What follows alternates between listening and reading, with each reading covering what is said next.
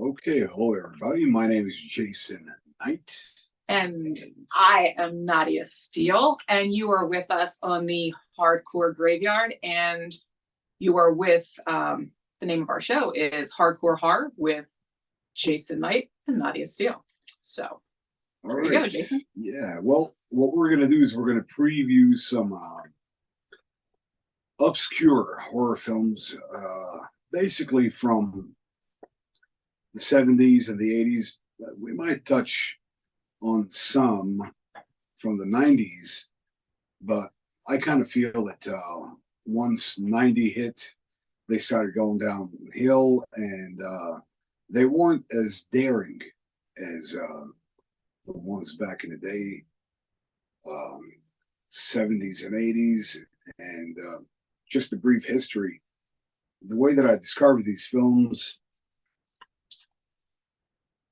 I lived in New York City, and at that time we had the original Times Square. Mm-hmm. And well, we all know what that consisted of, but yes, it did have regular movie theaters as well. And basically, the movies that were filmed and would not be accepted by certain type of individuals or groups, that were very much against extreme violence, gore, nudity, that type of a thing. Well, these films would readily play in Times Square and even other parts of New York, within the five boroughs, wherever it wasn't too religious and too shocking. And I would sort of stalk and roam these theaters and see a cool poster and pretty much say, hey, I've got to see that. And now many times I was disappointed because they quite frankly were poorly made, and they were horrible. But then later on, I got a little bit older, and VHS came around, and I started renting these films. They actually had a charm to them. So one of the films that we'd like to preview today is The Unseen from 1980. And the film started, they started the production November 1979 and ended January 1980. And it was released in 81 at a budget of $2 million. Okay, and this film, well, you and I both seen it. Mm-hmm. And a lot of these films, I had never seen these films. I'm more of like mainline horror. So these are films that I'm reviewing with Jason that for me, they're the first time that I've ever really seen them. And to be honest, I kind of feel, me being a horror fan, I felt inadequate at that point because, some of these films, they're actually pretty good, and they've just, I've completely overlooked them. So I hope by doing these reviews that some of you discover them or rediscover them. So with that, they're gems. Yeah, they're definitely gems. And I'll tell you, let's see. Oh, all right. Now, The Unseen features some tremendous actors. Of course, the beautiful Barbara Bach, and she plays Jennifer Fest. And of course, everyone knows her as the Spy Girl. I'm sorry, the Spy Girl. The Bond Girl, the Spy Who Loved Me, Forced Stand from Neveron, Island of the Fishermen, also known as Screamers, which was another low budget film that I quite frankly like a lot. And she was in Caveman as well. Yes, see, now that's where I knew her from, is Caveman. So you can tell that out of the two of us, that Jason is the one that is, more intellectual than I am, because I just look at her and remember Ringo Starr just dropping her in a big pile of dung, dinosaur dung. So with that, I'm just doing the whole blonde football. So. Right. So another great actor in this film will be Sidney Lasik. Lasik? Yes. As Ernest Keller. Ernest, please. Remember? Yeah, I do. He played a hell of a little creep / pervert in this film, best known for One Flew Over the Cuckoo's Nest, among other films. And his wife slash sister, is played by Leila Goldoni. Let's see, she was born in 1936 and she's still alive. Is she? Yeah, she was back in the day. Actually, she was considered to be a cutie, but she was a very natural cute girl. And well, even in that movie, I mean, she was still a very attractive woman. They just kind of played her down for that part. So. Okay, well, I was trying to. Yeah. Okay.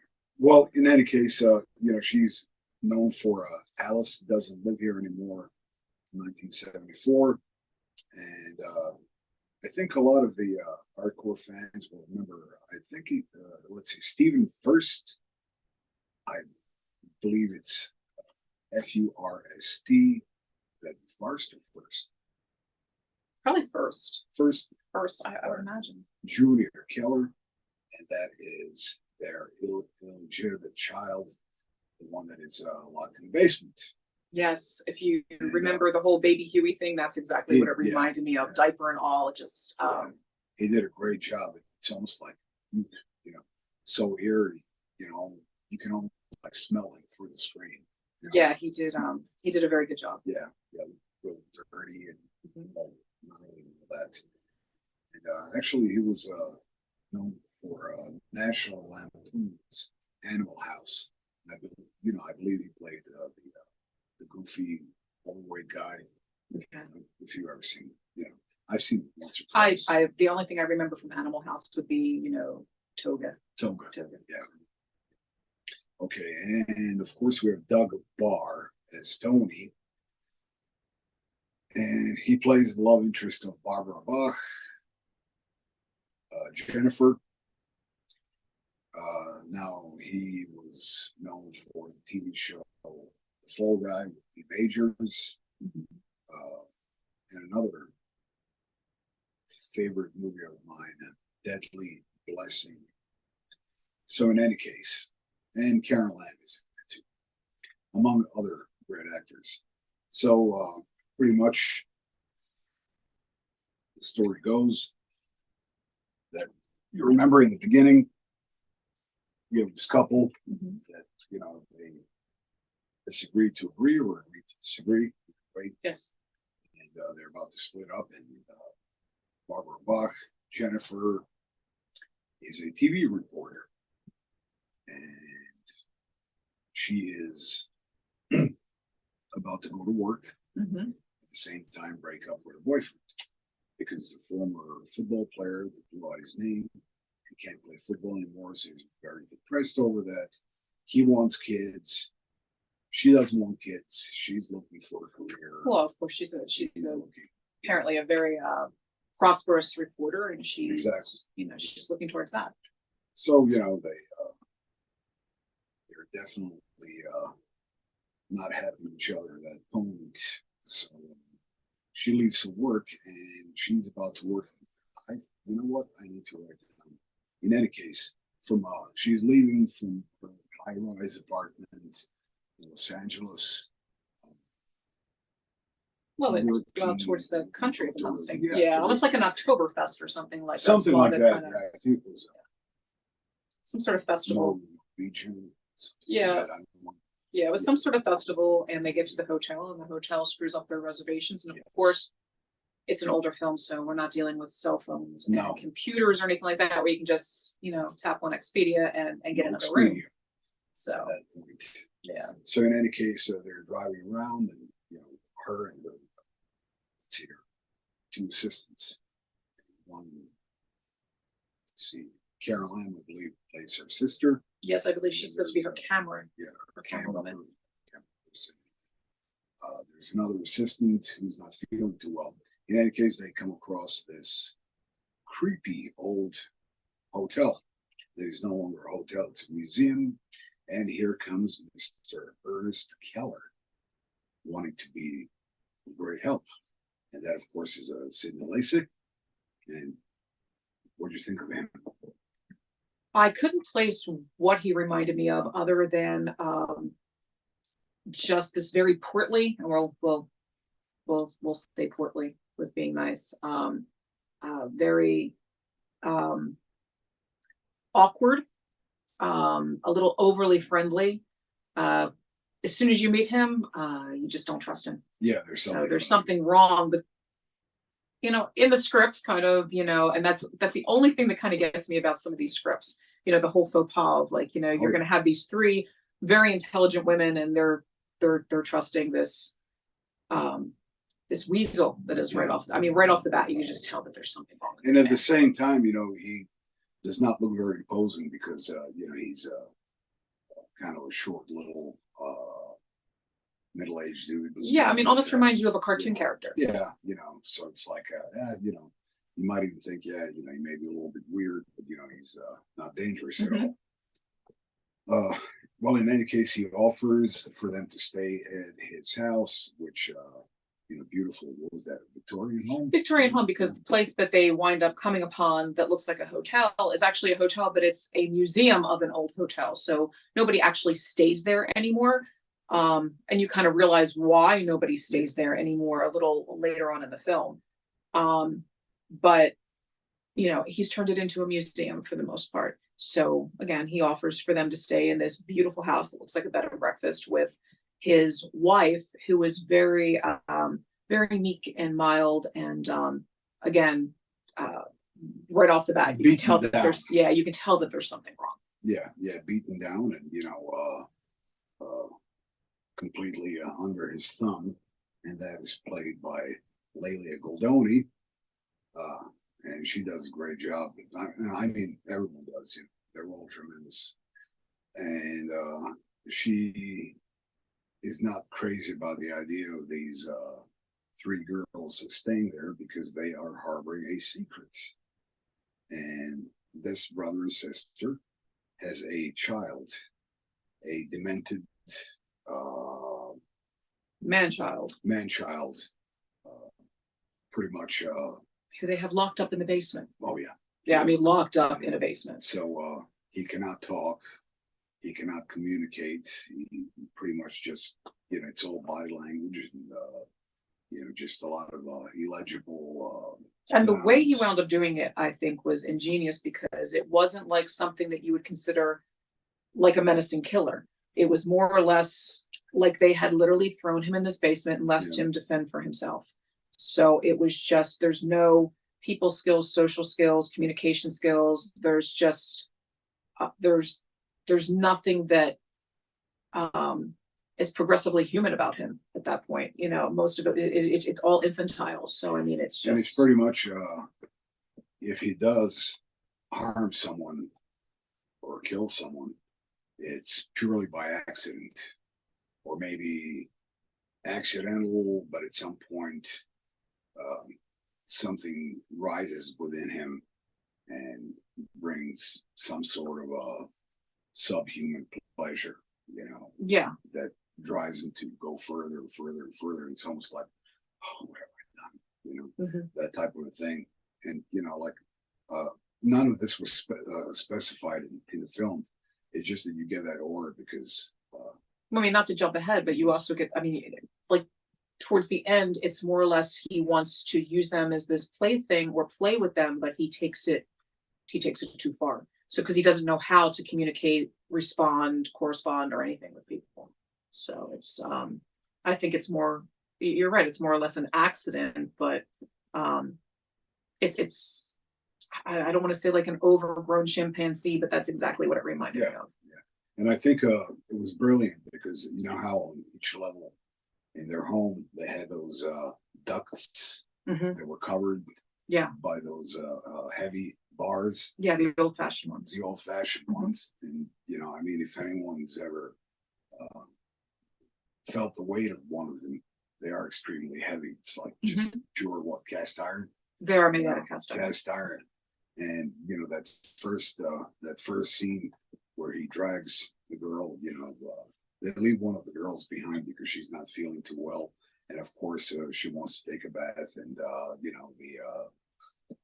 Mr. Keller, who has just been served lunch or dinner, but the soup was too salty. Yeah. So in any case, I guess he hears the shower and decides that he's going to bring them a few extra sheets Mhm. out of his kindness, Yes. because the other two girls, they left back into town because they have to film the whole festival. He was a peeping Tom. He was looking through the little keyhole. And he's looking through the keyhole, and I mean, great facial expressions. Mhm. Even his eye looked creepy. I Mhm. mean, I appreciate actors like that, because not everyone can be a leading actor. No, and A leading all man or a leading woman. and with his performance, it was a very animated performance, if that makes any sense. It was. So it was. Well, anything that he's done, Sidney Lasik, anything that he's done, has been pretty Mhm. much, he follows that pattern because it works for him. Yeah. It's almost like, if you see Betty Davis, Betty Davis is always Betty Davis Mhm. because it works for her. Or, different actors that have that, the movement and all that. And, you would always think that they remind you of one particular character, Mhm. maybe a character they played in their very first role. Mhm. So they always kind of, stay kind of like a Christopher Lloyd. You always think of him Exactly. as, the guy in Taxi. Yeah. So He's no matter what he does, even when he plays a Klingon commander, the Klingon commander. No, he'll always be Reverend Jim. Yes. So in any case, they leave this girl, and of course, she's not feeling too well, and there's a little bit of nudity, nothing to write home about, and of course, this little peeping Tom. So finally, he gets not caught, but she can hear something, and he makes an excuse how he's delivering some extra towels, or I think you dropped the keys, and she dropped heard the keys. She heard the keys. So in any case, what I liked about it is when she finally gets into bed, she's not feeling well. She's about to get bed rest, some bed rest, Mhm. and sort of like falls asleep. Her eyes are closed, and she can feel something. Well, you know how we all can feel something. Yeah. If you're, even if you're sitting by yourself and someone's right behind you, there's always that feeling, that Mhm. creepy feeling, to look back. And when she opens her eyes, you don't see the perpetrator. You don't The see unseen. You don't see. No, you don't see him. Junior Yeah. Keller. But you know that something's wrong because it was beautifully performed. Yes. Her expressionism and the just basic movements of her, trying to get away from it, and then the way she gets pulled back, and then through the duct, and then finally, her head is out. Yeah, he didn't even take her completely through the. It actually kind of reminded me, like with the, and it's completely different movie, but I don't know which one would have come out first. I don't know if it would have been Evil Dead or if it would have been that movie. I don't know which date Evil Dead came out as far as being filmed, but it kind of reminded me of that whole, like when the girl was in the cellar, like when that that grate was down on her head, because that's exactly how they wind up coming across her. Later on in the film, is that she wasn't brought down to the basement initially. She was, just it was just it was just the grate on her head, still up in upstairs in the room. And at the same time, they're showing a different scene of the wife, sister, capturing one of the chickens, one of the hens. Yes. And chopping its head off, and that was because she was making the chicken to bring down to Junior. Exactly. And I don't know how that was taken by certain audiences, because it was obviously a real chicken being slaughtered. Could be like I didn't even get to think of that at the time of watching that. I don't think you'd be able to get away with that unless it was CGI. By today's standards. Right. Could have been stock footage as well. Might have been. But who knows? So in any case, the first girl that dies, and you know, a whole bunch of things go on. So by this time, the boyfriend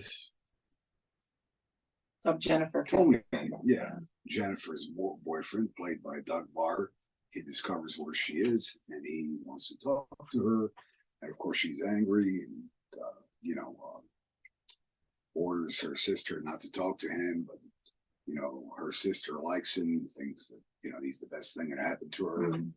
So in that case, you know, finally, remember, she does tell her sister to go on, and you know he'll drop her off. Yeah. You know, they're going to try to work things out. So, you know, another pretty cool scene is when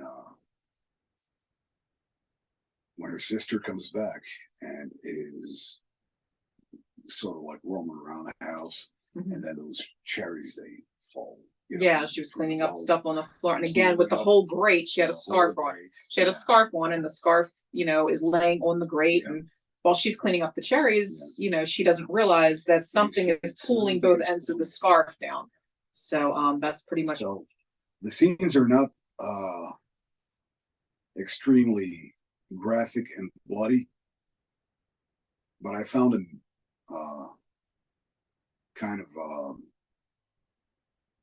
even creepier because they weren't so deliberate, Exactly. and it was kind of you know, you have this vulnerable young girl that is being pulled down by her scarf, and then finally her the face gets bashed into. Yeah, I mean, it was you more know, or less believable, where it wasn't just a bunch of blood, guts, and gore just for the camera. So Yeah. it was more of a, you know, I don't even want to say power of suggestion. It was more or less a little bit more realistic, you know, Yeah. as far as. Yeah, and I like the sound effects, you know, because when her face does land, Mhm. When her face does finally land, and she's still has a little bit of life left in her, and you know, the side of her cheek like that, and then she's trying to pull it up, you can actually hear the sound, a slight sound of almost like the blood caking onto the. You can hear the. It's almost like you know, if you glue your fingers together and pull them apart. Yeah, You know? yeah, like that fusion kind of like pull apart. Yes. Yeah. You know, you can actually hear just very faintly, but you know, if you're as observant as I am, you know, when it comes to films, you can hear that. You know, I found that, you know, I found that, even like I said, even creepier than, you know, somebody getting, you know, their Yeah, head and it was cut off. very, very subtle. It was So subtle. it was Yeah. very, very subtle. So you'd have to be kind of paying attention to the film. Yes. So in any case, you know, getting back to lovers. Mhm. Well, now they're having dinner and all that, and you know, they get into it one more time, you know, and he decides that he's going to drive her back to where she Yeah, and is, and he's gonna you win. kind of realize Yeah. why they were having, besides him, you know, him getting hurt and he didn't have a full-time job. She's got a career, but you find out that she's Yeah. pregnant. Yeah. So, and she's going to terminate the pregnancy. So I guess that is what, you know, what led them to, you know, to their big argument to why she was going to leave. So, Right. so. Yeah. So I mean, you know, it all like the whole thing pans out that well, now you know already what's happening, Mhm. and by this time, you know, the little creep, The little creep. the little creep, he's back home, Mhm. and notices that his sister is extremely distraught, and you know, finds out why.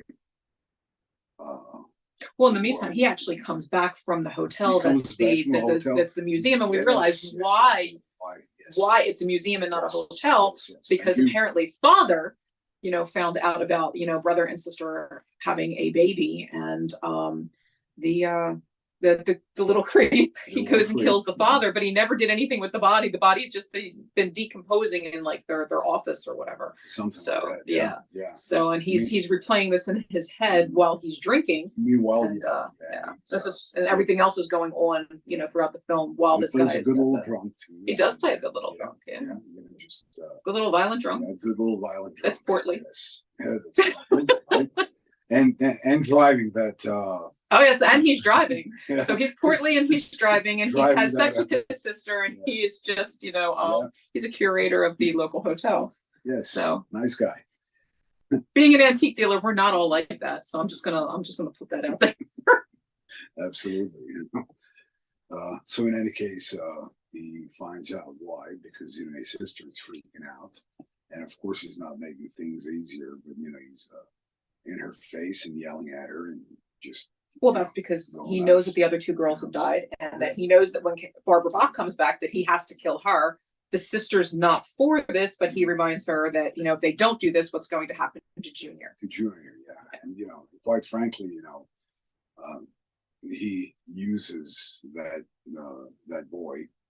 Well, the creeper also likes to beat the crap out of Junior. Well, yes. So he abuses him as well. So yeah, he uses it for his own personal gratifications, which are, just again abusive. Well, I mean, the name of the movie is The Unseen, and you would think that Junior would be the, basically would be the villain, so to speak. Villain, yeah. When everybody, whether it's by proxy or directly, everybody is the villain of the little portly creeper guy. Yeah. So everybody's a victim. Victim. Yeah. Yes, I'm sorry, victim of the little portly creeper guy. Yeah. So in any case, somehow he convinces her, to go along with his plan, because he does remind her, as you mentioned, what happened to the boy, and she happens to love the boy because that's her son. He could care less. No, you can get the feeling that she did not have a choice of that child being put into the basement. Exactly. Especially at the end. You realize she did not, it was not her that put that baby in the basement. So definitely all him. And again, he played it great. He's a little creep. Little That's creeper. what I call him. Little creeper. Little creeper. So in any case, they wait for Barbara Bach. She comes back in and looking for her sister and her friend, and little creeper Mr. Keller happens to be in the basement fixing the ducts, which obviously, I mean, that's where Junior had been traveling through, where the duct work. So. Yeah, don't know how he could fit through it, but I guess it's supposed to. Yeah, I don't know. Well, in any case, yeah. So he does ask her to come back down to the basement, which she should not have done. Oh yeah, she does it anyway, though. Well, it's a movie, we need to keep it, keep it interesting, keep it moving, even though it's illogical. I think she had more brains as Lana from Caveman, but Yes. Yeah. Yes, she did. Lana wouldn't have done that. Lana wouldn't have done that. No, Lana wouldn't have done that. Sorry. Yeah. So in any case, he traps her in the basement with Junior and locks the door, of course. And he's upstairs just doing whatever, whatever creeps do.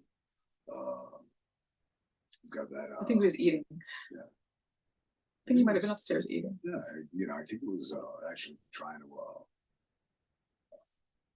to seduce his sister again. Yeah. Yeah. And playing that little music box. I don't know. At some point, he does mimic the music flute. Well, she eventually spits in his face. She spits in his face. There's a whole bunch of it's done very well, very psychological, very tormentful. And unfortunately, there are people like that in the world. So, movies are movies, but in reality, that's and I think that that's what makes it even more kind of gets under your skin. With You those know, psychological, yeah, psychological yeah. knowing that things like that do go on. Yeah. And people do horrible things like that. Inhumane. They simply don't care about. They have no empathy. No. Sociopaths and narcissist, and yeah, exactly. Very narcissistic behavior in that film. Yeah, definitely. So I think what we're trying to say is that the reason that movie is interesting, yes, in the end, the shocker of seeing, this when he finally when he finally reveals himself to her, and again going back to that, just the way he's acting, it was very much realistic as to what somebody, if they had been able to survive that situation in those conditions, how they would have acted, because it was like a caged animal. It was nothing but a caged animal that just, again, could not perform those simple, human traits, or those, that, I don't know if I'm explaining that right, but just to be human, just to be human in general. Yes, yes. And, I do believe that there have been cases of certain monsters in real life keeping, including their children, captive, like that, and, kidnapping and all that. So, it's very possible. Like I said, it kind of hits home only because it is not impossible.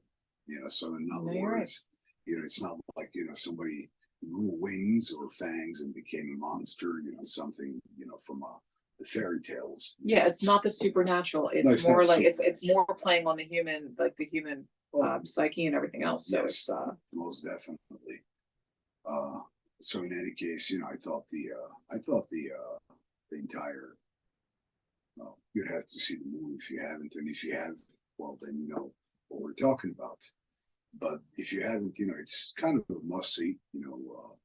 If you're into obscure films, or if you're a fan of horror movies, I strongly advise that if you have pretty much only been watching the mainstream, like the more popular films that are a higher budget and actors that are now well known, or the younger generation, definitely check this movie out, because it's very psychological, and I found it scary in a way, only because I hate to be alone and vulnerable.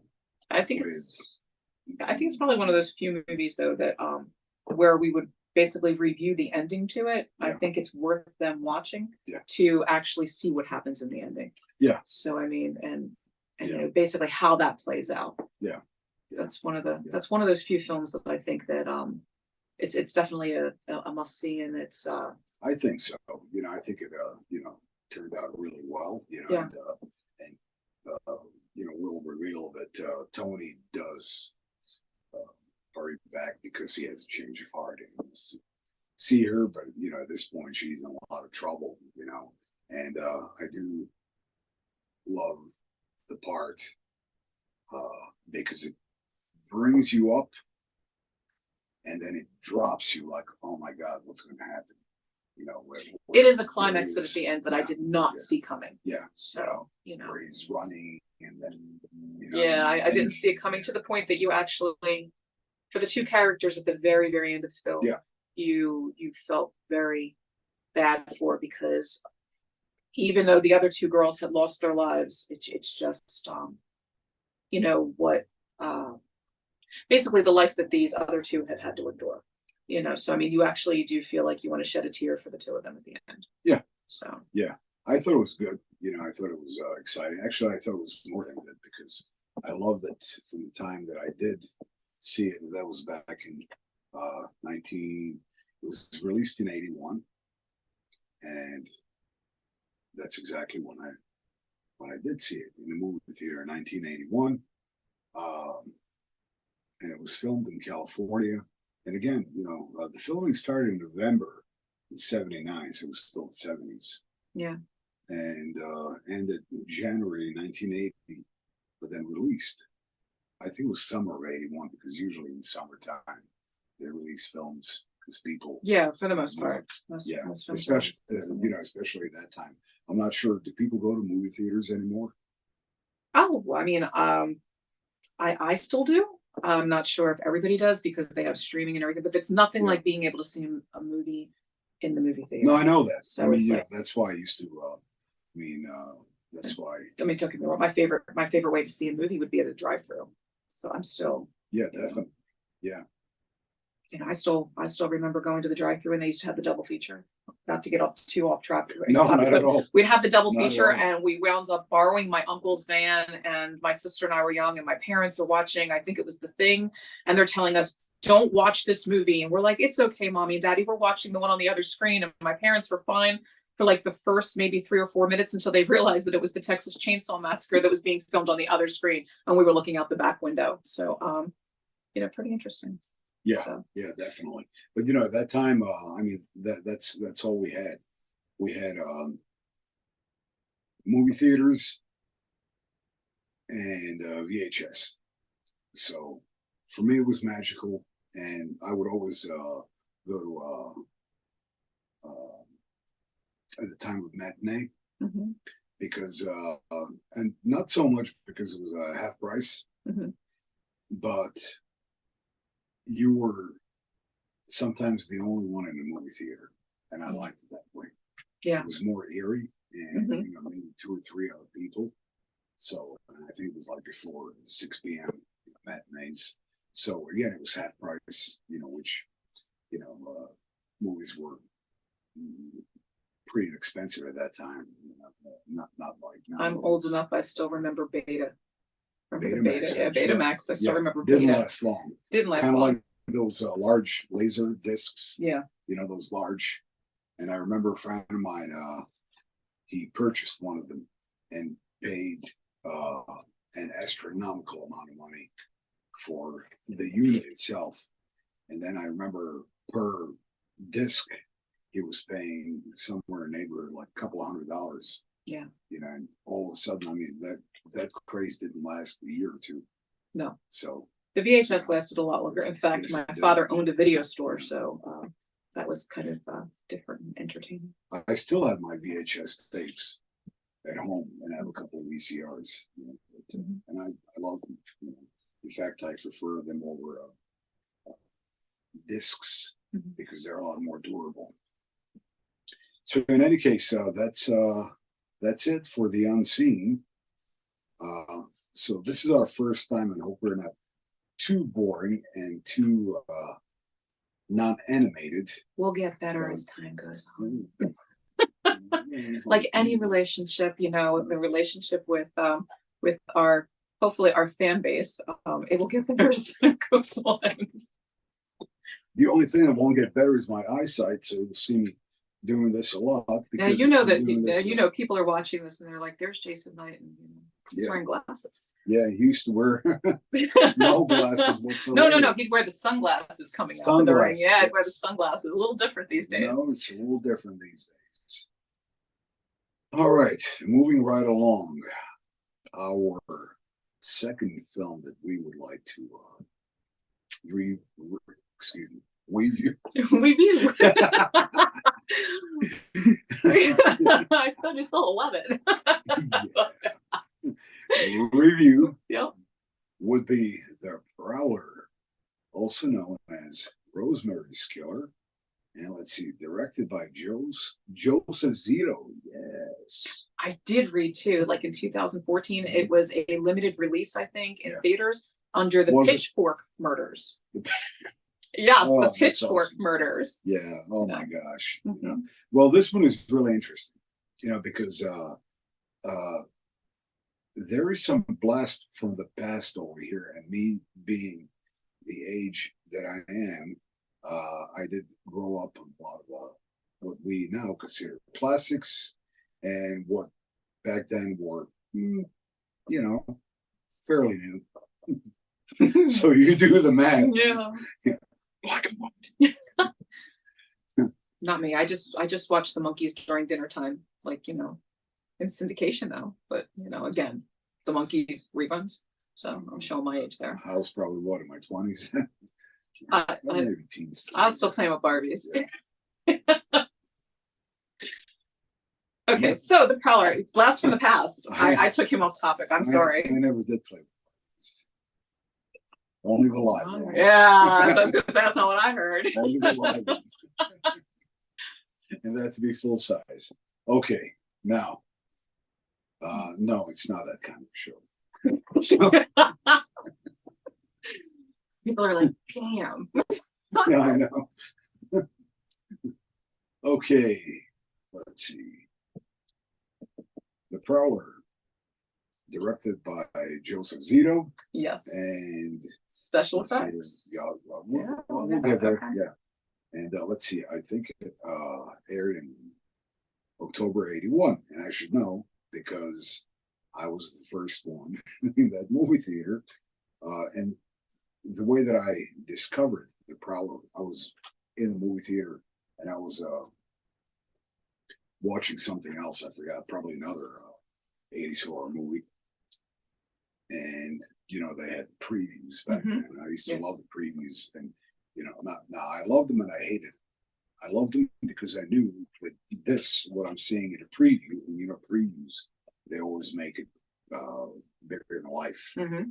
And sometimes you actually get disappointed. You see, the reality, you're like, oh, even this today. is nothing like the preview. Halloween ends. Oh, yeah. The Corey Cunningham story. God, sorry. And yeah, I went there. Yeah. I'm sorry. Wow. Back to topic. Yeah, please, Yeah. because I'm about to lose that natural buzz. Yeah, I'm sorry. Yeah. And I hate to say it because I respect all actors and everyone involved, but that just didn't work out. Nah, that'd be a later door. Yeah, we'll touch base on that some other time. Yes.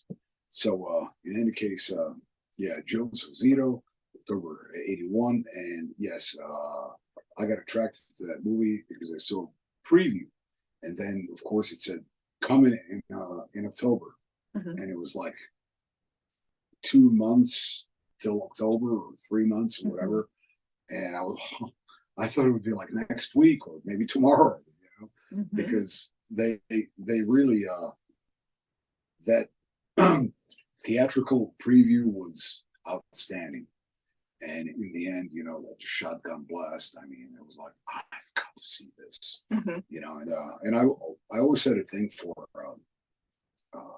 I found it really interesting and original because it, I've seen the Halloweens and the Fridays and different films, with a different mask,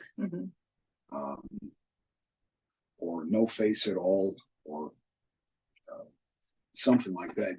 They're pretty much repetitive, because one has to compete with the other, and in fact, I've always wondered, these masks, that would come up in different movies, and even in more modern ones, sometimes they get very creative. Yes. Like, that movie, The Collector, which was kind of creepy, and, some other ones, well, then other ones are kind of, maybe they're not as creative, so they'll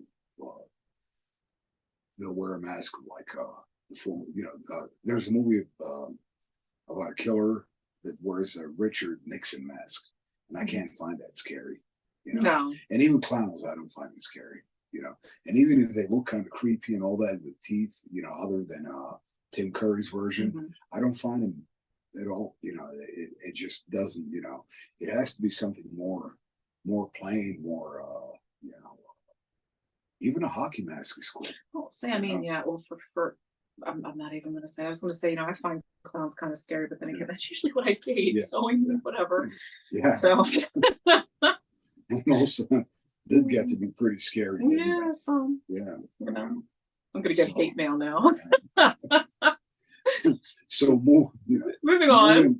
Moving on. You know, the reason I found it pretty cool is because this has to do with a World War II soldier that receives a Dear John letter. And so it's like 1945, toward the end of the war. And he receives this letter. And, you know, something's going to go terribly wrong. Yeah. So we know we know pretty much what's going to happen. You know, that he's not going to be a happy camp because Rosemary broke up with him. And now she's with someone else, and he's fighting the big war. Yeah, So, he's away at war. yeah, She's messing around with somebody at home, I think that was a pretty cool concept, you know, psychologically. All that. Well, yeah, somebody that's been to war, and by the time they come home, they've pretty much they've snapped. Yeah. So, and then of course in the previews, I knew that the killer wore that uniform, and I just found it so cool and so tough, and so like I don't know, almost like debonair, you know.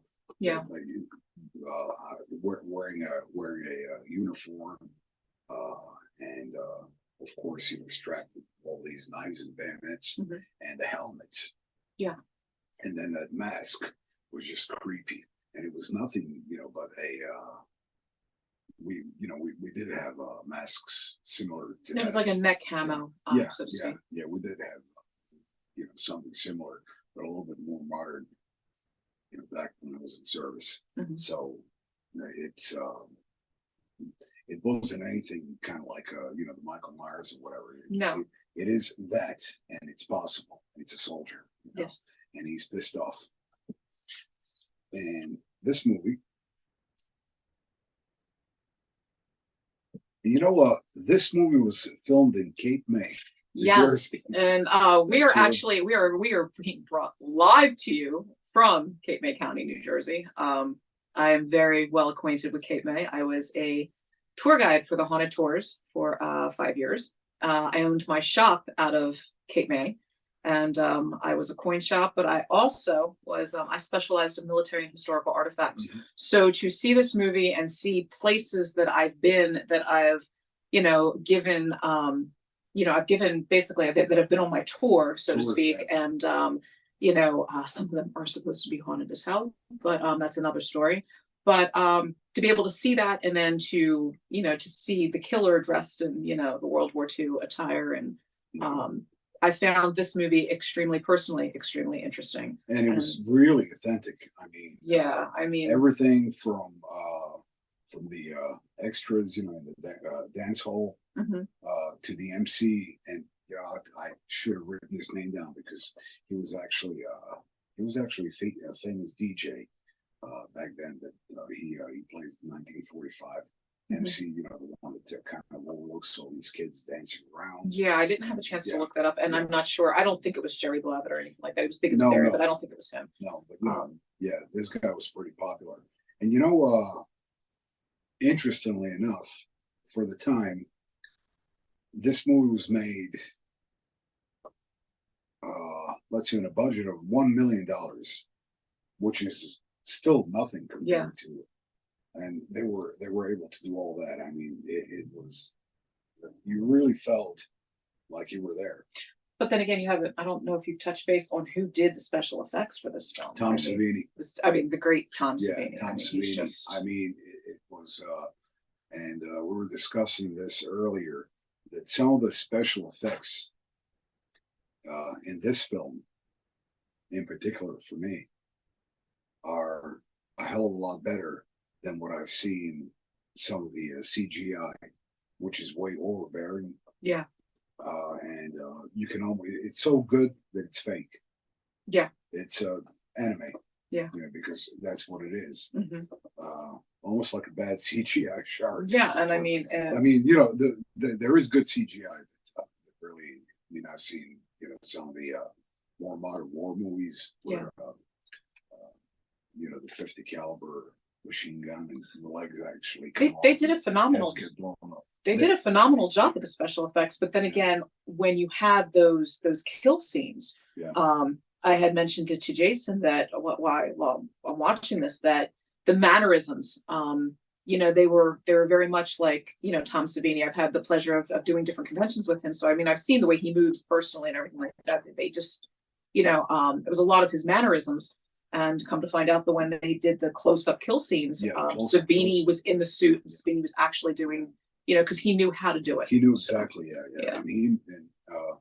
And I think that shows you the professionalism and the dedication, you know, because there are a lot of people that are involved in films, you know, meaning from actors to behind the scenes, behind the camera, you know, that if it's not financially satisfying to them, yet okay, I'll do it, you know, because it's money in my pocket, you know. Sometimes they'll do a pretty crappy job. Yeah, I mean, back in the day, it was always like Rick Baker and everybody. I mean, to be honest with you, I think Savini, up until, you know, hardcore horror fans, they know Savini. I mean, even all the way back to the original Friday the 13th, he's the one that wound up doing the makeup on Ari Lehman. But I don't think he, back in the day, got as much credit as he should have. It's not until, you know, later on in his career that he's become as popular, which he rightfully should. Just as far, he's a special effects. Well, you know, before wizard, I go, you know, I just want to mention, no, that at some point, there's a movie that he did special effects for, Maniac, and many of you will recognize Maniac from 1981, not the original from the 1950s, but Maniac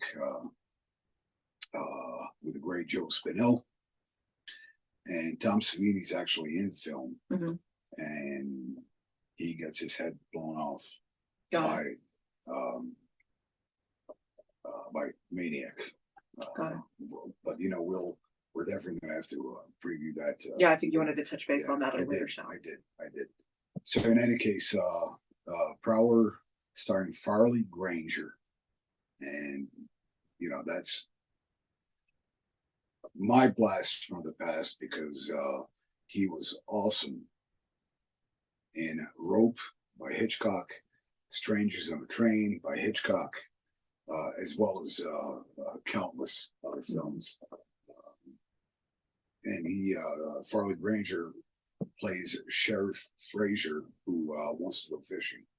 Yes. So, you know, he's very briefly in the film, but, you know, he does a wonderful performance. And I like it because I always liked him because he always looked like a very pleasant individual.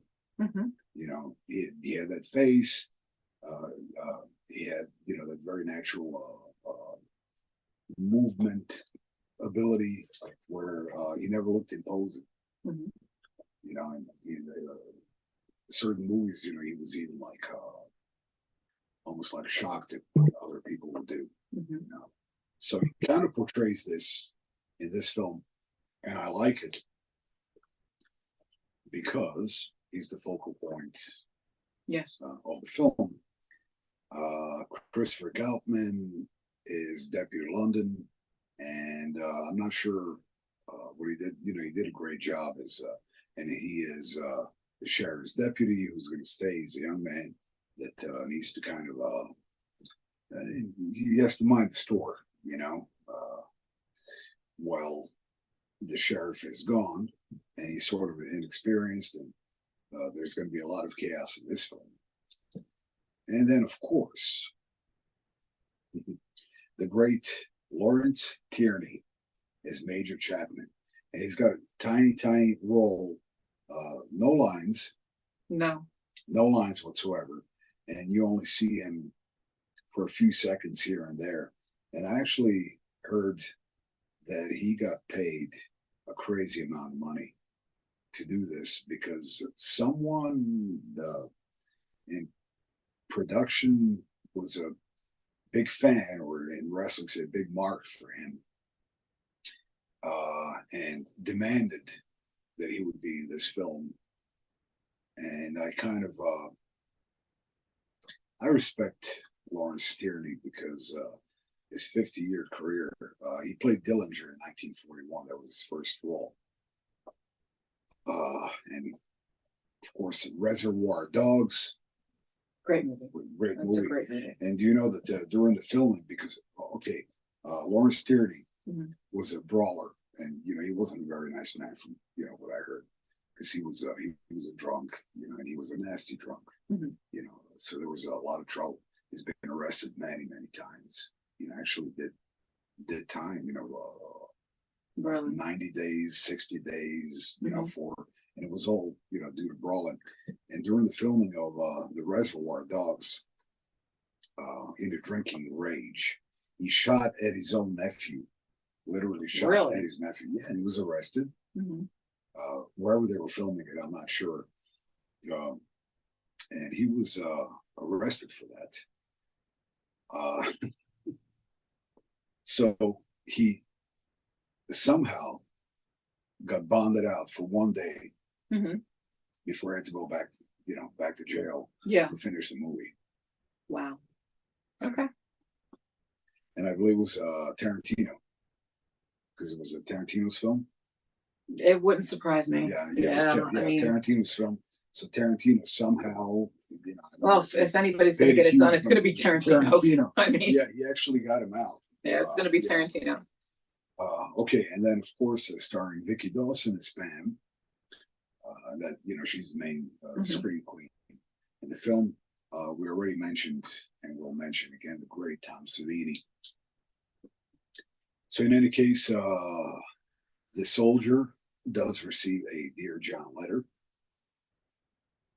Now the war is over, everyone's back. There's a big, I guess it's like a celebration slash annual dance. Yeah, it's supposed to be this annual dance, and I found it, dance. and it's at the Physic Estate. So Physics. Physic Estate. It was the outside portion of it is the Physic Estate, and the dance hall they were using the Inn of Cape May. So two iconic landmarks in Cape May. Yeah, and we have all the music that's playing. Mhm. Glenn Miller. Yes. And all the classic cars, and everyone's dressed. I mean, it was done real well. So I guess Rosemary decides to go and hang out with her boyfriend somewhere private. I guess like a park, which has a lit up walkway, or maybe a little bridge. You didn't recognize that? I didn't recognize it. I don't know if it was called. I mean, they were saying that it was taking place in Avalon Bay. But I know a lot of portions were filmed in Cape May. Now Avalon is a town down here, so I don't know, and it's actually not too far from my house. So I'm not too familiar with it because I really don't go into Avalon all that. It's Avalon and Stone Harbor. I don't know they could have something like that there, or they might have had something during that time there that's no longer there. So maybe that I didn't recognize. I did recognize the Physic Estate, especially when they were going into the one house. Those rooms, they are the Physic Estate, and you can still tour that house. It's right as you come over the Lobster House Bridge into Cape May. So it's a very big museum. I know watching, pointing out. Oh yeah, I know. I recognized it because I went there with my daughter. You knew corner. Again, antique dealer, and I wound up going there with my one daughter on a class trip for Christmas, and I remembered it was what they call a student lamp, and it was very specific, and I remember pointing it out to my child at the time, who could care less that what it was, but it's in that movie, so it was just I recognized certain antiques because again I hone in on that one when I'm someplace. Yeah. So enough of being off topic. I go off topic. Oh no, that's fine. Because it all falls under the same umbrella. Just saying, if they want to go to where The Prowler was filmed, right? That is a museum. It looks the same. It's the Physic Estate, and if you're ever down in the area, I highly recommend it. So. Yeah, well, I definitely want to go. You're going to take me there. Yes, I'm going to take you. Yes, you will. Yes, I am. Yeah.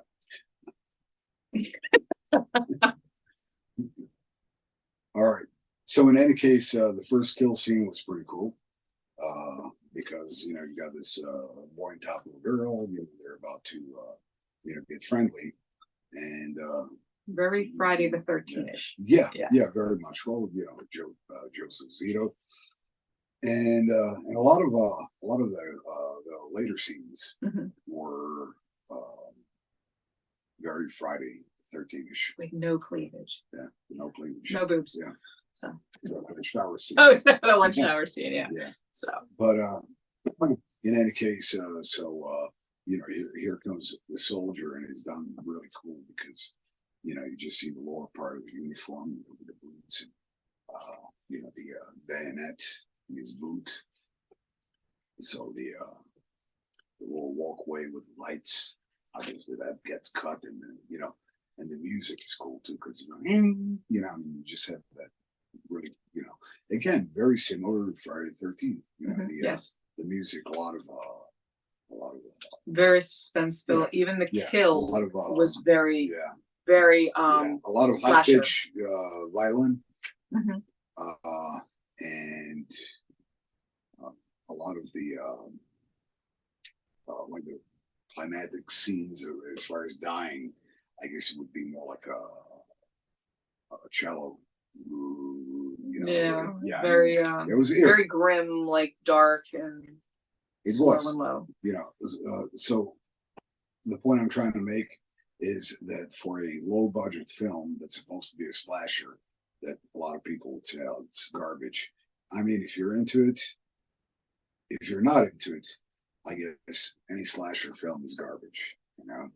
But if you're into horror films and you haven't seen this one, and again, you're more into like modern mainstream, I urge you to see this because this was done beautifully. And I mean, I can watch it over and over again. Yeah, if you like those slasher films Yeah. or anything like that, it was. No, this was done beautifully. I mean, it was a it very was much actually under classy. the it was a very much under the radar slasher film. Yes, Yeah. it was Yeah. more classy Yeah, it was than very just, classy.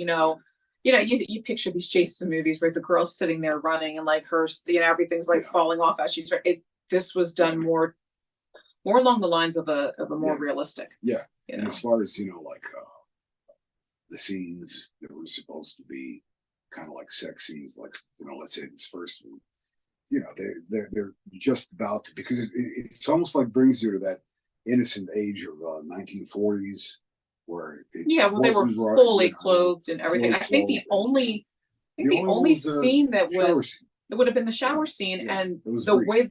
And you know what? It was still a realistic scene because Yeah. you were even saying it as they Yeah. went. He pitchforks her as she's sliding down the wall. You could actually hear the pitchfork hitting. He's actually, when he pitchforked her and went through her, you know, that's later.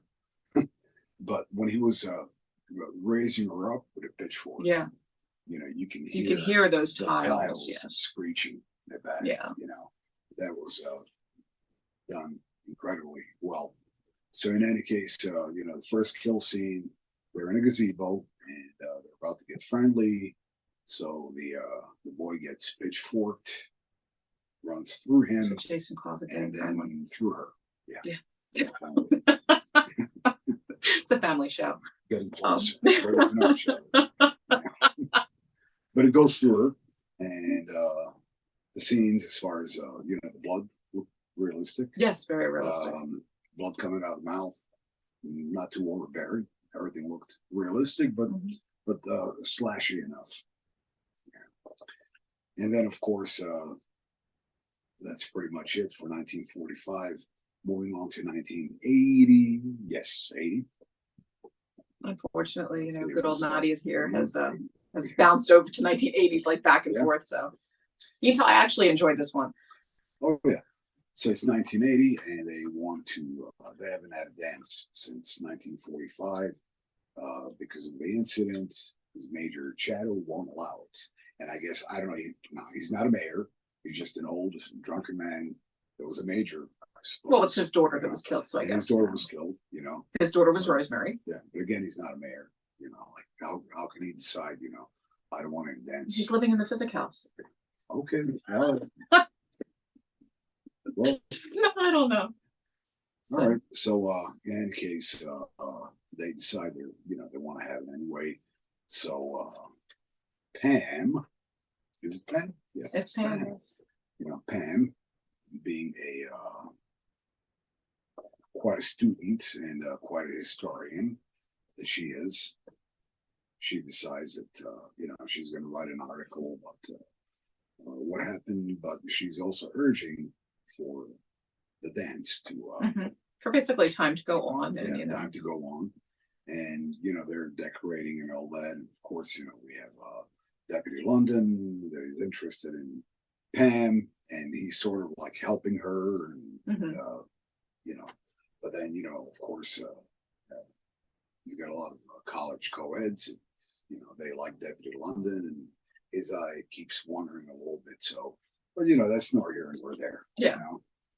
Because Pam's not gonna like that too much, but when she's in trouble, the deputy's gonna come to her rescue. yes, And they decide they're gonna have a dance, and the night of the dance, they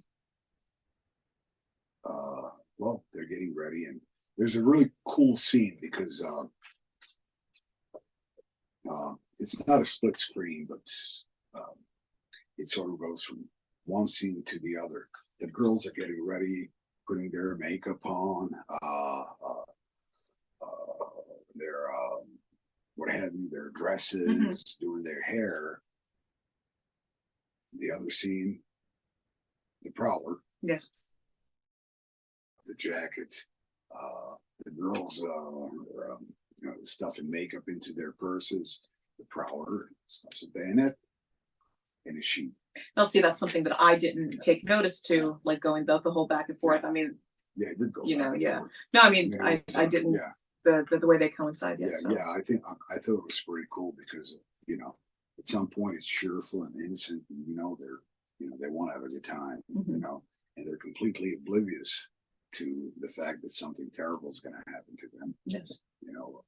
Well, they're flashing the neighbor too. But they're flashing yes. major shadow. Yes. So you don't really know which way it's going, and then of course we have the guy in a grocery store that's Otto, that's sort of strange, and but get to that a little bit later because Otto does play the focal point at the end. Yeah, they're totally oblivious to the fact that someone is getting ready to slaughter as many young people as possible. And I found that very, it's like, it's almost like if you don't see it coming, it's a shocker. Yes. But if you do see it coming, you're waiting for it, and that's even more, that's even more suspenseful and more nerve-wracking than something happens, boom, that's it. Agree. Or you build up to it. So they build up to it really well. Now, of course, the sheriff's not around because he is somewhere at some fishing resort. Or is he? Yes. Yeah. So in any case, they're getting ready, and Pam decides, she's going to go earlier, and her roommate, I forgot her name, but her roommate decides she's going to stay in the shower because she knows their boyfriend's going to come and visit her. And rule number one in a horror movie. Yeah, and they, I guess he does. And it's pretty cool because you see the shadow coming up the stairs after Pam leaves, and there's no one left in the building. I guess it's a dorm, kind of a dorm. So he's coming up, and it still looks like, oh, there's the killer, Yeah. So when the shower door opens and it's him, it's almost like, oh, okay, well, now we know. Obviously, the boy's gonna try to get undressed to play rummy. Yeah, to card game. Get to know her better. Go fish. Yeah. No, I'm sorry. Anyway, yeah. I'm gonna keep quiet. So that are gonna keep going. Yeah, I know. No. So in that case, what I liked about that is that it was very brief. It didn't take forever, for him. The moment he sat down, take his shoes off, came up, and that bayonet went right you know, from the top. Yeah, the effects that they used on that, well, that was very, Yeah, very good, yeah. especially since, I mean, he's got his hand on his mouth, he's got the bayonet, yeah. Yeah, So. the hand on his mouth, and then, you know, the facials were great, and you know, and I think it was mostly the actor that was, you know, making all the movements. Yeah. I've seen like a special on it one time that they did have a Tom Savini, of course, built a head where the eyes turn up like Go white. yeah, turn white, yeah. So, but it was done so well because later on, well, I guess, you know, it must have been contact lenses or whatever back then. You know, they would wear. Yeah, I'm sure that they so still have them. do this, you know, for that long. Yeah. So, you know, it was a pretty good kill scene with the bayonet, and it goes through. You can actually hear it again. You know, I mean, the whole thing, and it sounds very realistic. The kill scenes were very, very They were realistic very, in that yeah. movie. I mean, Yeah, they were very to the point. It Never- wasn't a lot of fluff in No, there or no, anything like no, that. no, We were no. very to the point. No, nothing old. I mean, it was like a, and that was it. You know? And then basically, you know, that shower door, the glass door is still shut. So something's coming toward her, and, you know, she's getting all excited, you know, like, well, hurry up, you know, blah, blah, this and that, you know. Is that a pitchfork you have in your hand, or are you glad to see me? It's Tom Savini with a pitchfork. So the door opens, and, you know, that's where the pitchfork goes right through her, and she's up against the tile wall, and that's where you can hear the tiles screeching, you know, and just enough blood coming out. Yeah, again, very, very realistically done. It's not crazily done. Yeah, she sounded great. I mean, you know, just you know, her that cry was very very creepy and very like, oh my gosh, you know, you hear something like that. Yeah. You know, because you hear a lot of eeks and you know, and all that, and a lot of screaming. You know, hers was almost like it came out, you know, almost like getting punched and you start, you know. I mean, it was less sexy, less female like, you know, typical horror you know. It was very kind of realistic to a point where there was nothing glamorous about it. No, just you know, it's, I don't even know how to explain it, but, you know, no, and you got to see it. Yeah, and at the same time that this is all happening, you've got Pam, right, who is at the dance, and you know, Deputy Hot Pants is getting hit on by the other girls, and Pam is getting upset, and something spills on Pam's dress, so Pam goes back to the dorm, and this whole time that she goes back to the dorm, the killer's already been there, her friend's already dead, but she doesn't go into the bathroom. And by this time the boyfriend is hanging in the shower with her, and the water's still running, and she gets changed and she leaves, and there's a chase that ensues in the dorm itself, because she winds up seeing the shadow of the killer coming down. You know, so you know, she hears the footsteps, and then all of a sudden looks, you know, the shadow, and then she sees that uniform. And you know that, you know. Exactly. And what's frustrating for me is she's in one of these old houses, you know, she's in one of these old Victorian houses, and I know how they are. And she's running from like hallway to hallway to corridor, and she's trying to open up the windows that are actually the doors to lead out to the balcony. And they're very simple to open up. But of course she's fumbling with them, and she can't, and I'm like screaming, I'm ready to scream at the TV, and I'm like, just pull the damn latch and you'll be out of, you know. But then again, you know, you wouldn't have the suspense there either. But again, you know, that's my logic coming through. But then she runs into it was a great chase, but she runs into major shadows. I don't know what he was doing. I don't know, he was holding her arm or whatever. Chair. Yeah, that, and then she runs into Deputy Hot Pants. Yeah. So runs, tells him what was that? That's something that will probably have to be cut from our podcast, because that's somebody trying to call me. Okay. That we're not going to answer that phone. No. So no, sorry. Done? We're Okay. good. We're back. So, So in Yeah. any case, the chases are great, and Yes. they let's see, they do go to the Major's house. They don't find him there. Yes. They find a lot of clues, and they go to warn They go to warn the people at the dance, and of course, some people in the dance wind up getting out, and things some go are back going and to listen, forth. some aren't going to listen. Of course, there's a girl that decides that she's gonna get naked and go take a swim in the pool, and there's another good So you see scene. naked, I see bikini. I thought she was. She had bikini. Did she? Okay, she was. He in a sees bikini. naked. I see She, bikini. she was in a bikini. We know where Jason's mind's at. She was in a bikini. She was in a bikini taking a swim. Mhm. I thought it was a pretty cool scene. She's trying to get out. Yes. And it was so brutal because it was almost like, again, it was different than just someone pulling you out by the neck. I mean, he literally just kicks her in the face. Yes, but she deserved it because she was the one that was hitting on Deputy Hot Pants. Oh, was it? Okay. Yes, and she's the one that wound up spilling the drink on Pam. Frank, So well, she kind of deserved it. yeah, that's what she Maybe gets. not, but I mean, that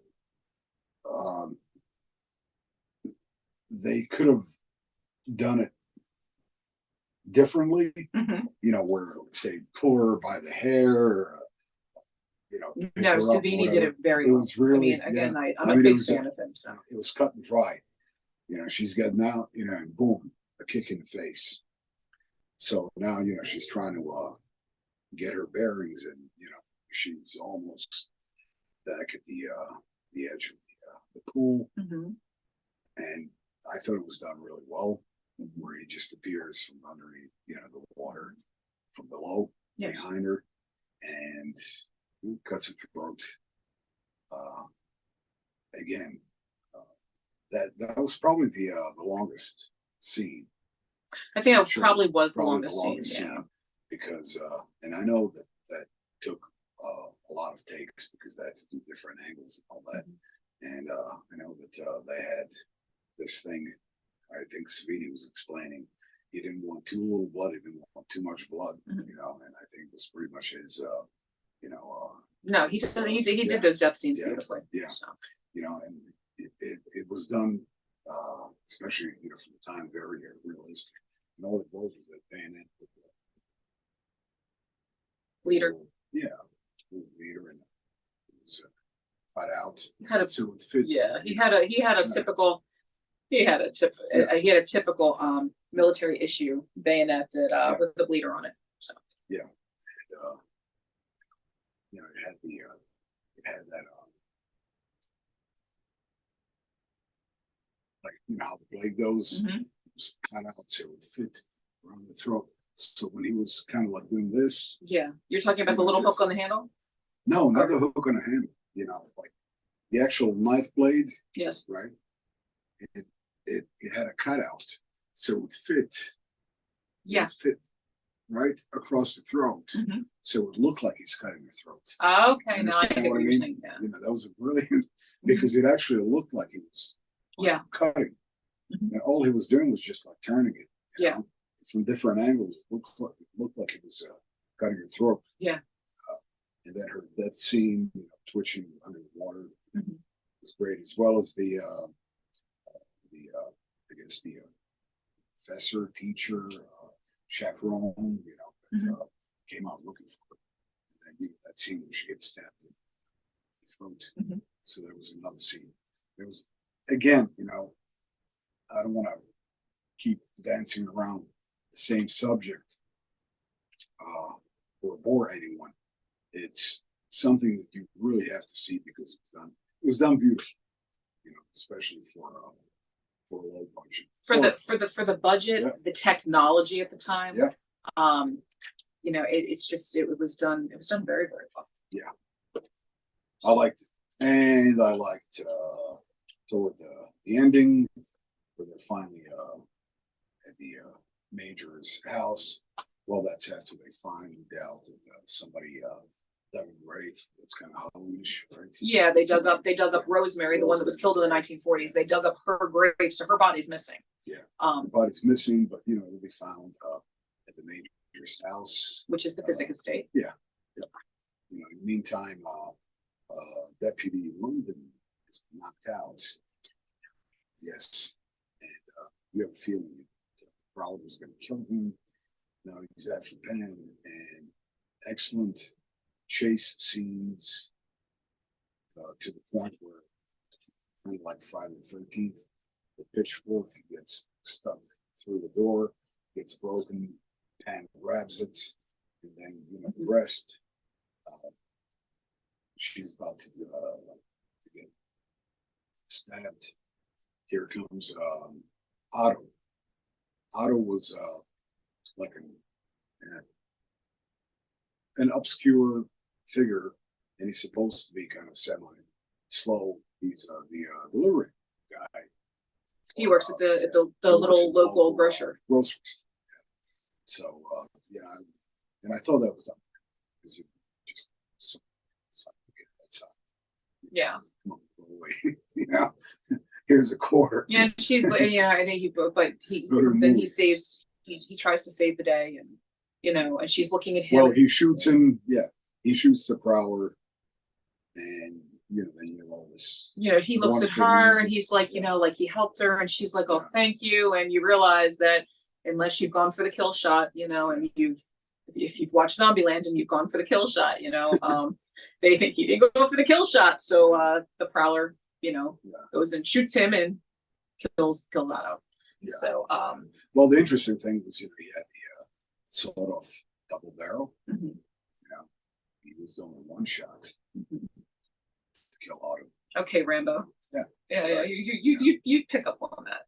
Yeah. Well, yeah. One shot to shoot Otto, and of course, the typical, you know, back into the door that doesn't happen. No next week. But in any case, so there's a shot left, and they're struggling for him, and yes. So that's after she stabbed him with a pitchfork in his back, and he's on top of her. They're struggling for the pretty cool scene where they're struggling for that. Yes, and while they're struggling, he still finds the opportune moment to go and rip off the mask, and we realize who the killer is. So. And finally. And when they killed the killer, it was almost like it reminded me of a watermelon just exploding, but it was the guy's head. So I mean, and you see everything watermelon, but I mean, it was the way that it was done. Again, they didn't have you know the computers to go and do this. I mean, they had to go. They didn't have CGI. They had to. Savini had to orchestrate the head being blown off and make it look realistic. He did because you know, I mean, you saw the jaw separating the teeth, you know, just for that one split second. The skull hair and all that. It was done really well. Not kind of like a fast slow motion.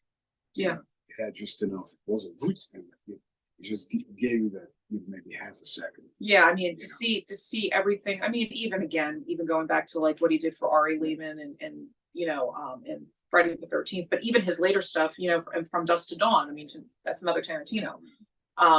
Again, you had more to work with them, but you can get a deeper appreciation of Savini and his skills and his talent just by watching The Prowler. I really. And I thought, you know, that was a perfect ending, but only problem I had with the movie. That was the only problem I had with the movie. They should have just ended it right there. Ended it right then and there. Maybe, you know, I know they wanted to kind of put over the fact that Deputy London was not killed; he was still alive. You know, I mean, you know, that was all cool. Could have been done in a little differently. Like maybe she could have gone downstairs and seen him, and everything would have been fine. But no, or something. You know, maybe him showing up and. The very end didn't make much sense to me. The very ending, you know, I'm not a big fan of, but it shouldn't spoil the film. No, it's still a great film. Yeah, it's another, let's say, maybe a minute or less than a minute, because she goes back to the dorm, and then that thing kind of reaches for her, and it's supposed to be. It's when she finally realizes her friend and the boyfriend were killed. I mean, after the fact that the killer's killed, and apparently he's laying there, the eyes are white, he reaches out for her, and she screams and gets away. It's supposed to be a hallucination. Yeah, and it's I just didn't care for it. They should have just left well enough alone. Nevertheless, it's an awesome movie. It's a must see. We highly recommend it. I know we kind of we tried not beating around the bush, but we still beat around the bush. There's a lot of history there. We were trying to explain, that if you really want to go see where it is, it's if you live out here on the East Coast, near Cape May County, the Physic Estate, that was the Major's house. That's the house that for the most part, that's where the kill scenes are supposed to take place, as far as like the ending, and when they're going through the Major's house from room to room, you can watch that movie and you can recognize a lot. Now, I do believe that they've moved a lot of their antiques and everything off to the side, but you can still recognize those rooms as you're going through. So there's that, and then there's the Inn at Cape May. The Inn at Cape May, I'm not sure if you can kind of walk through there, but I do know that they have a phenomenal restaurant in there, but you can still go into the Inn at Cape May. Really nice place to stay. And it's still a functioning hotel. So and it overlooks the ocean. But again, Cape May, you can see all those places. You can see a lot of what's in the movie right there. And I think that's why that film was so visually stunning for me, even for low budget motion picture, 1980s, because of where it was filmed. And I think also, we reviewed The Unseen. Also had a lot of yes, nice scenery, like the Victorian house, and it's all the old stuff. Yeah. See, we're kind of old people. We try to act young, but we're old people, so we hone in on all that old stuff because so I'll admit it. That's why I use Just for Men. That was too much info. Yeah. Anyway, cover those grays. You stand a better chance. But in any case, so that's it for this week, and I'm sure we're gonna get better as we get more comfortable if you all give us a chance. So and feedback is always appreciated. Feedback is appreciated. Please. I mean, don't be Please mean. Don't be you mean. don't be mean and call us names or anything. We're like old people. We know we're old. But yeah, feedback. That stuttering fool, Jason. Or if you want to see different movies reviewed, and as I said, we'll get better as time goes on. Well, so in any case, this week we kind of focused on your basic killers. Nothing supernatural about them. Just people that at some point were either not treated right or got pissed off, or both. And I'd like to, if you agree, for next week, maybe 2 other obscure 80s horror films that features flesh eaters. Yeah, we can do that. Yeah, we can do that. Maybe like real people, like alive flesh eaters. Not none of that living dead zombie. You want cannibals? Cannibals. Cannibals. You want some cannibalism? Yeah. So Grim Reaper. Okay. And again, I would sure like to make a request for a movie. Go ahead. Yes. Corey G. What? Fear City, because Jason's the only person other than me that's ever seen it. Fear City. We'll do. How about how about we do this for next week? How about we do Grim Reaper and Fear City? Sounds good to me. So not that they have anything in common or anything. No. Okay, we'll flip it around a little bit. So we'll do Grim Reaper, and then we'll do Fear City. We're so long-winded. We could probably do 1 week. Fear City, there's actually a lot to talk about because no one's ever seen the movie. I think Fear City is I'm glad you reminded me of it, because for some reason, no, I didn't forget it, but you know, it's like, you know, we've been trying to sort of like strolling. Oh, that looks good. That looks good. You know, and I keep going. Oh yeah, I remember I saw that in a movie theater, 1980. Movie theater, 1982. Movie theater, 1981. You know. I was So 7. yeah, pretty much all. You know, pretty much all these films, you know, that I like to talk about, including Fear City. I saw it in the movie theater when it first came out. I mean, there's such classics like that you probably never seen or shown Nadia yet, like Exterminator 1 or 2, Terminator 1. Yeah, Eye of the Tiger, I've never seen it. Attack I would have, Force Z. uh, yeah, you'll have to kind of like maybe message me and send some of these titles to me. You know, and then we'll like incorporate them. I just had to pop on to make a request, but now I'll let you get back to your show. Well, I think we pretty much wrapped it up. yep. I think we've wrapped it up.